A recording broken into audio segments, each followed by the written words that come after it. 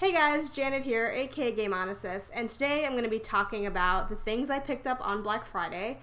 Pretty much Switch games only, and this wonderful Yoshi right here. So let's go ahead and get to it.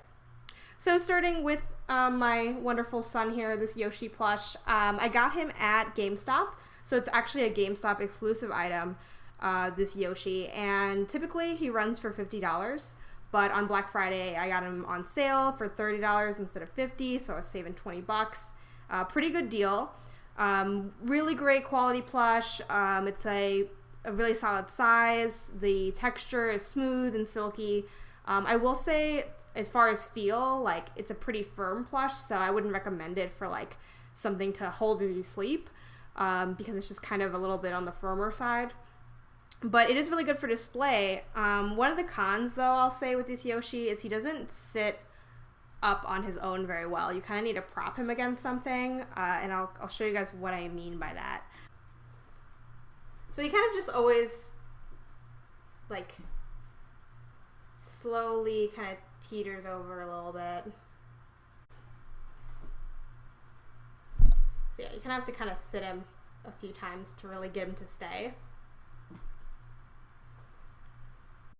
So if that's something you're concerned about, you just kind of might want to consider it a little bit more before you shell out the money, but I'm still happy with this purchase. For those of you guys who know my taste in games, I love Yoshi. I'm a huge fan of Yoshi. Yoshi's Island is the first game I can remember playing, so there's definitely a big nostalgia piece for the role that this guy played in my gaming life. So it's another reason I was kind of down to shell out the money for it. But yeah, so Yoshi's gonna go ahead and hang out with us for the rest of the video because he's wonderful. And I'll show you guys what Switch games I got. Alright, so first up we have Lego City Undercover. This one was on sale. I kind of forget the price offhand. It was on sale at GameStop. And I mainly got it for a couple of reasons. A lot of people have been bumping this game as being like a really fun co-op game, as being a great Lego game. Everyone says the Lego games are really underrated. And this is the first Lego game I've played for anything, really. So I went ahead and got that for Switch. I'm about an hour into it, so I'm pretty early, but a couple impressions in terms of what I picked up on the gameplay. So I really like this title. It's, kind of basic, but it's some fun co-op play. You get to, drive around the city. People compare this as, like, a Lego GTA is like the tagline people use for this. The humor is really, really good in this game, surprisingly. So if you've ever watched any of the Lego movies, I've watched like a snippet of one of the recent ones, like you'll be surprised by how genuinely funny it is.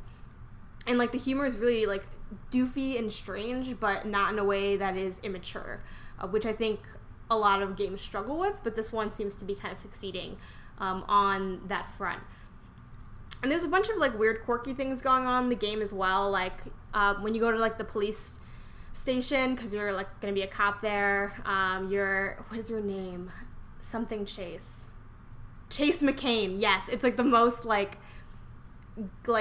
detective-y, like, goofy name. So, yeah, you're Chase McCain, and then the second player is another Chase McCain. Like, I don't really know, but, so yeah, one thing I really like about this, though, is you can destroy stuff in it, and then you can, like, for a button you have to press, but then you click a button and you rebuild it into something different. So, like, I'm, breaking stuff and, like, making carousels or, like, making new paths and things, and it's, like, I'm always surprised by what you end up building by the end, because it's kind of an automatic thing. Like, you destroy it, and then it builds into kind of whatever. So that's been crazy and pretty fun. So it's definitely, like, a goofy, weird game.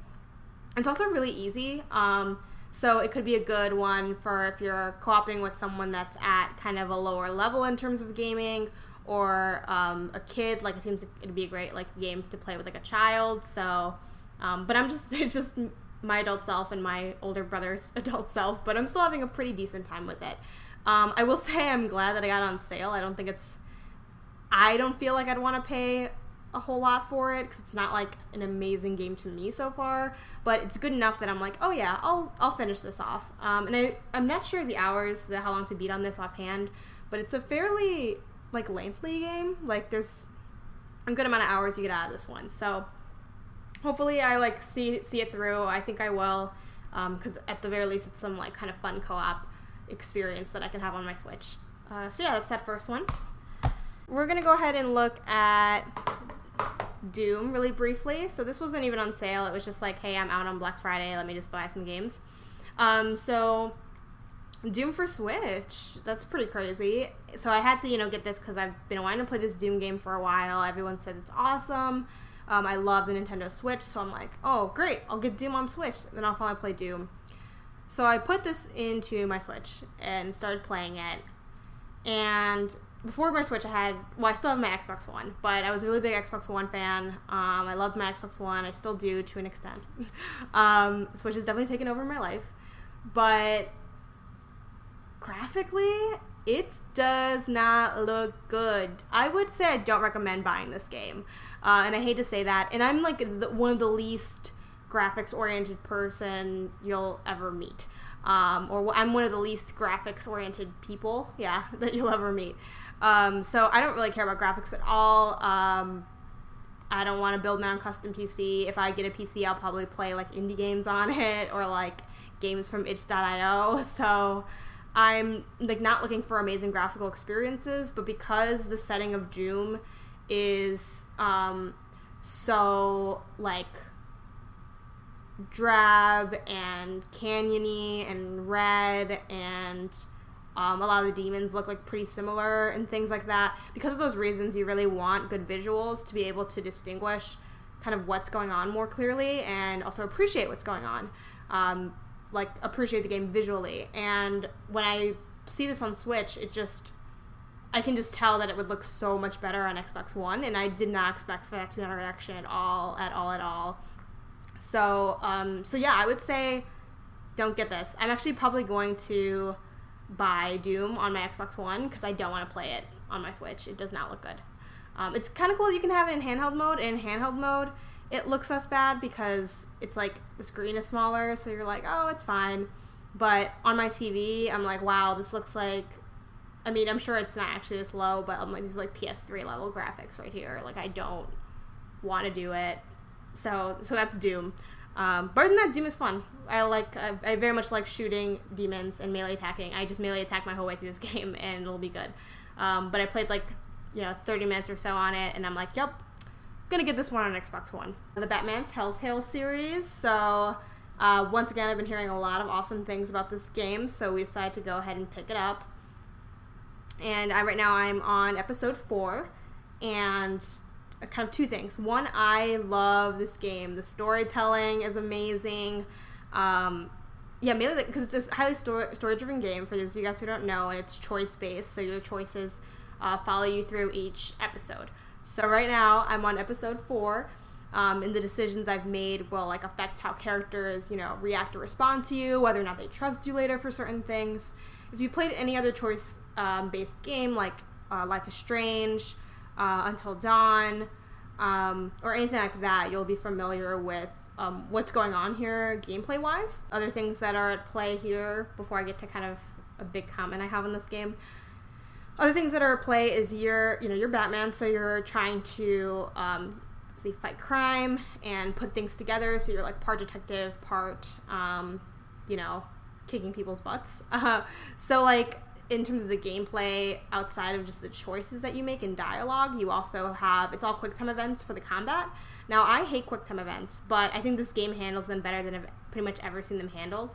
For the most part, they're one of the best implementations of QuickTime events because they actually do feel kind of challenging, and since the game is mainly just choosing dialogue, it kind of gives me something to do outside of just choosing dialogue. That way it's not, oh, I choose dialogue and then I watch a bunch of cutscenes. It feels like I'm more immersed in the game as Batman, which I think is really important for a story-driven game, to feel invested in the character and in what you're doing.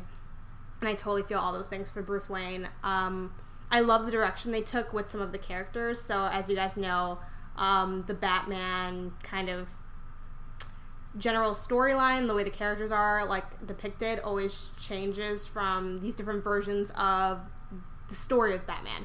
So obviously there's some things that remain the same, like your parents were killed and things, but there's always tweaks to how is Gordon, how is Harvey, how is Wayne, how etc. Like, how do these characters, act, where their motivations, who are they? Those are always a little bit different. So in this one, Harvey Dent is a lot less, white knight immediately flipped evil guy. Like, if I think of, his portrayal in, The Dark Knight and things. There's, like, some level of rumored corruption in terms of, like, Wayne family history, which is really interesting because you kind of see often the parents are depicted as, like, oh, this perfect, like, couple and family and, like, these great rich people that just gave back, but this kind of creates a lot of more gray areas. So I like the how they make the characters a lot more nuanced in terms of, are they good or bad people? There's not really things as clear cut in this, and I think that makes it a lot more of an engaging and enriching story. But my second big thing I want to say is this game is glitchy as hell, and for that reason, I don't know if I can recommend it. Like, I'm kind of, like, buyer beware, basically, for this. So I've read that there have been issues in a lot of the versions of the Telltale Batman series game, because it's been released on, like, basically every platform. But, like, some of these glitches really screwed me over. So I'm on episode 4, and that's the first time I encountered a glitch. So I had one glitch where I couldn't, like, I had to turn something around, and I couldn't turn it. So I'm like, okay, let me just close the game and reopen it and see if that'll work. And it does have save points, like, and they're pretty generous save points, but when you close the software and restart it, it doesn't acknowledge any of those save points. So you have to beat each episode in, like, one go, which is weird to me. One, this just doesn't make any sense. But two, like, what the hell, it glitched out. Then we had to play the whole episode all over again, because we were already, like, I was playing with my brother. We were just kind of taking turns passing the controller and making the decisions. We were, like, 75% in, and then had to restart the chapter, and then we did, and we, like, got past that part, which was still glitchy, but we just kind of worked our way through the glitch. Then there was, when you fail at a quick time event in combat, you, like, die. So, my brother was playing, and there was a quick time event, and he didn't get it, so he died. But the screen went black, and you just kept hearing gunshots over and over again, and the screen never became not black. So we literally had nothing we could do. We just had to restart the game, which restarted the episode, so I don't even know how I'm going to beat this thing. The hardest thing about beating this game is the glitches. But, I mean, other than that, it's, like, such a good game, but, like, God, fix that. Like, and everyone's just like, well, that's Telltale. Glitchy games cannot be your thing. Like, flaws cannot be something you, like, hang your hat on or you're, like, known for. So that's really frustrating. So that's kind of my 2 cents on that. I really love this game, but, like, the glitches, I can't deal with it. And last up, we have L.A. Noire, which I like to think is actually, gameplay-wise, kind of a cross between these two games. You get L.A. Noire. If you combine Lego City Undercover with Batman, you get L.A. Noire. So, L.A. Noire, I haven't actually played this one myself, but I've watched my brother play it a little bit. So you're a detective, you're trying to solve a murder, and you get to, like, have dialogue options as well. And, like, the way you interact with people will determine whether or not they're willing to, like, talk to you as witnesses and things. But something I didn't like about this game so far that I've seen is that, for instance, like, there's a scene kind of early on where you're interrogating someone, and you can, like, choose these different options, like good cop, bad cop, and then like, you kind of pick specific like, you have questions in your notebook, and you can, like, ask certain things at certain times, is kind of my understanding of it. But if you don't do it right, like, there's kind of only one right answer, and if you fail, they, like, make you restart the interrogation all over again. So, like, let's say the answer key is, like, A, C, D, B, and you did A, C, D, A, then, you gotta restart, but you have to restart the whole thing, so you have to do A, C, so you kind of have to keep repeating the same sequences, because you keep messing up on one part, and I just feel like, I don't know, I don't like that. Like, it just feels kind of, I mean, it's an older game, like, obviously, L.A. Noire came out a while ago, but it just feels like I'm playing guess what you're thinking more than trying to, like, puzzle solve.